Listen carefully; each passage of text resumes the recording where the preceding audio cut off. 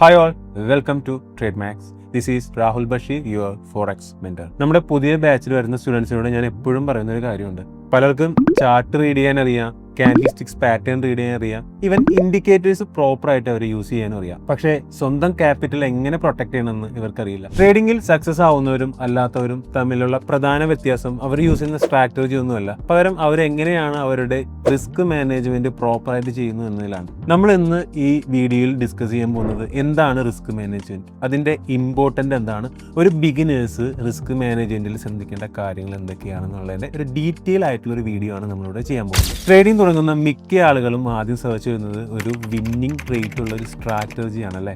പലപ്പോഴും പല ആൾക്കാർ യൂട്യൂബിൽ പോയി പല സ്ട്രാറ്റജിയും തപ്പി ആകെ മടുത്തിട്ടുണ്ടാവും. ഞാൻ നിങ്ങളോട് കുറച്ച് ചോദ്യം ചോദിക്കുകയാണ്. സോ നിങ്ങൾ എന്നെ മനസ്സിൽ ആൻസർ പറയാൻ പറ്റുമോ നോക്കൂ. 100% വിൻ റേറ്റ് ഉള്ള ഒരു സ്ട്രാറ്റജി ഇവിടെ ഉണ്ടോ? ഒരിക്കലും ലോസ് വരാത്ത ഒരു സിസ്റ്റം ഉണ്ടോ? ഇത്തരം ചോദ്യങ്ങൾ നിങ്ങളോട് തന്നെ ഒന്ന് ചോദിച്ചു നോക്കൂ. പക്ഷേ ശരിക്കും അത്തരം ഒരു സ്ട്രാറ്റജി ഇല്ല എന്നുള്ളതാണ് വാസ്തവം. പ്രൊഫഷണൽ ട്രേഡേഴ്സ് ആയാലും നോർമൽ ട്രേഡേഴ്സ് ആയാലും ഒരു ബിഗിനർ ട്രേഡേഴ്സ് ആയാലും എല്ലാവർക്കും ലോസ് മാൻഡേറ്ററി ആണ്. ഇതിന്റെ എൻഡ് ഓഫ് ദ റിസൾട്ട് എന്ന് പറയുന്നത് അവരുടെ ലോസ് മാനേജ് ചെയ്യാനായിട്ട് പഠിച്ചിട്ടുണ്ടാവും. സോ ഈ പറയുന്നതിനാണ് റിസ്ക് മാനേജ്മെന്റ് എന്ന് പറയുന്നത്. ഒരു ട്രേഡ് എടുക്കുമ്പോൾ നിങ്ങളോട് തന്നെ ചോദിക്കേണ്ട ആദ്യത്തെ ഒരു ചോദ്യമാണ്, ഒരു ട്രേഡിൽ നിങ്ങൾക്ക് ലോസ് ചെയ്യാൻ പറ്റാവുന്ന ഒരു എമൗണ്ട്. ഈ ട്രേഡ് എനിക്ക് അഗെയിൻസ്റ്റ് ആയിട്ട് പോയി കഴിഞ്ഞാൽ എനിക്ക് എത്ര നഷ്ടപ്പെടും എന്നുള്ളൊരു പൂർണ്ണ ബോധ്യത്തോട് വേണം നിങ്ങൾ ആദ്യം ഒരു ട്രേഡ് പ്ലേസ് ചെയ്യാനായി. പല ബിഗിനേഴ്സും ആദ്യം തന്നെ നോക്കുന്നത് എനിക്ക് എത്ര പ്രോഫിറ്റ് ഇതിൽ കിട്ടും എന്നുള്ള ചിന്ത മാത്രമേ ഉള്ളൂ.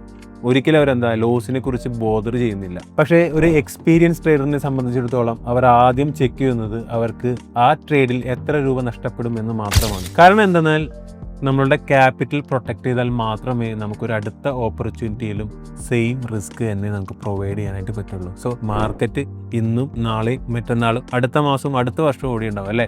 സോ നമുക്ക് ക്യാപിറ്റലാണ് വേണ്ടത്. അതുകൊണ്ട് തന്നെ ക്യാപിറ്റൽ പ്രൊട്ടക്ട് ചെയ്യാനുള്ള കാര്യങ്ങളാണ് ആദ്യം ചെയ്യേണ്ടത്. റിസ്ക് മാനേജ്മെന്റിലെ ഏറ്റവും പ്രധാനപ്പെട്ട ഒന്നാണ് പൊസിഷൻ സേസിംഗ്. ഒരു ട്രേഡിൽ നിങ്ങളുടെ തന്നെ അക്കൗണ്ടിന്റെ എത്ര ഭാഗമാണ് റിസ്ക് ചെയ്യുന്നു എന്നതിന്റെ എക്സാമ്പിൾ ആണിത്. അപ്പോൾ ഒരു ട്രേഡിൽ നിങ്ങൾ 1% മാത്രമാണ് റിസ്ക് ചെയ്യാൻ തീരുമാനിച്ചാൽ നിങ്ങൾക്ക് ആകെ ആ ട്രേഡിൽ നഷ്ടപ്പെടാൻ പോകുന്നത് 1000 രൂപയായിരിക്കും. അതായത് 1,00,000 രൂപയുടെ 1%. ഇവിടെ ഒരു ട്രേഡ് നമ്മൾക്ക് എഗെയിൻസ്റ്റ് ആയിട്ട് പോയി കഴിഞ്ഞാൽ ഇവിടെ എന്താ നമ്മളുടെ അക്കൗണ്ടിന് വലിയ രീതിയിലൊരു ഇമ്പാക്റ്റ് ഉണ്ടാവില്ല. അതുകൊണ്ടാണ് പല എക്സ്പീരിയൻസ് ട്രേഡേഴ്സും ഓരോ ട്രേഡിൽ സർട്ടൈൻ പെർസെൻറ്റേജ് മാത്രം റിസ്ക് ചെയ്ത് ട്രേഡ് ചെയ്യുന്നത്. ട്രേഡിങ്ങിൽ എല്ലാവരും ഇമ്പോർട്ടൻ്റ് ആയി പഠിക്കേണ്ട ഏറ്റവും പ്രധാനപ്പെട്ട ടൂളിലൊന്നാണ് സ്റ്റോപ്പ് ലോസ്. മാർക്കറ്റ് നിങ്ങൾക്ക് ഓപ്പോസിറ്റ് ആയിട്ട് മൂവ് ചെയ്താൽ ട്രേഡ് ഓട്ടോമാറ്റിക്കലി ക്ലോസ് ചെയ്യാനായിട്ട് യൂസ് ചെയ്യുന്ന ഒരു ഫീച്ചറാണ് സ്റ്റോപ്പ് ലോസ്. സിമ്പിളായി പറഞ്ഞാൽ സ്റ്റോപ്പ് ലോസ് നിങ്ങളുടെ സേഫ്റ്റി ബെൽറ്റ് പോലെയാണ്. ഒരു അപകടം സംഭവിക്കുമ്പോൾ തീർച്ചയായും ഇത് നിങ്ങളുടെ ലോസ് കൺട്രോൾ ചെയ്യാൻ സഹായിക്കും. പല ബിഗിനേഴ്സും വരുത്തുന്ന ഒരു മിസ്റ്റേക്കാണ് സ്റ്റോപ്പ് ലോസ് യൂസ് ചെയ്യാതെ ട്രേഡ് എടുക്കുന്നത്. കാരണം മാർക്കറ്റ് റിവേഴ്സ് ചെയ്യുമെന്ന് അവർ പ്രതീക്ഷിക്കുന്നു. ചിലപ്പോഴൊക്കെ അത് സംഭവിച്ചേക്കാം, പക്ഷേ എല്ലാ സമയത്തും അത് സംഭവിക്കണമെന്നില്ല. അതുകൊണ്ട് സ്റ്റോപ്പ് ലോസ് യൂസ് ചെയ്യുന്നത് നല്ല ഒരു ട്രേഡിംഗ് ഹാബിറ്റാണ്. എപ്പോഴും ഒരു ഇമ്പോർട്ടൻ്റ് ആയിട്ടുള്ള കാര്യം ശ്രദ്ധിക്കുക. ട്രേഡിങ്ങിൽ നിങ്ങൾ എപ്പോഴും ശ്രദ്ധിക്കേണ്ടത് നിങ്ങൾ പ്രോഫിറ്റ് ജനറേറ്റ് ചെയ്യാനല്ല, മറിച്ച് നിങ്ങളുടെ ക്യാപിറ്റൽ പ്രൊട്ടക്ട് ചെയ്യാനാണ് നോക്കേണ്ടത്. ക്യാപിറ്റൽ ഉണ്ടെങ്കിൽ മാത്രമാണ് നിങ്ങൾക്ക് നാളെ വീണ്ടും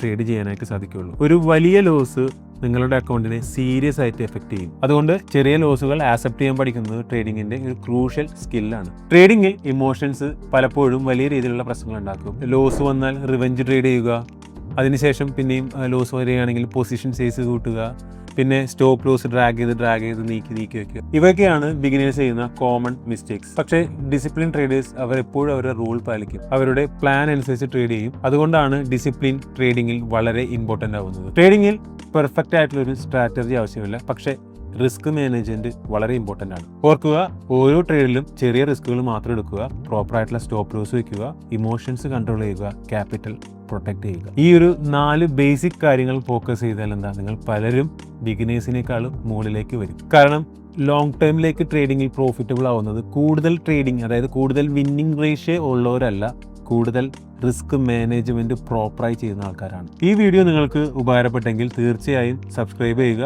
നിങ്ങളുടെ സ്റ്റോപ്പ് ലോസ് യൂസ് ചെയ്യാത്ത ഒരു ഫ്രണ്ടിന് ഈ വീഡിയോ റെക്കമെൻഡ് ചെയ്യുക. സോ അടുത്ത വീഡിയോയിലേക്ക് വീണ്ടും കാണാം. Thank you.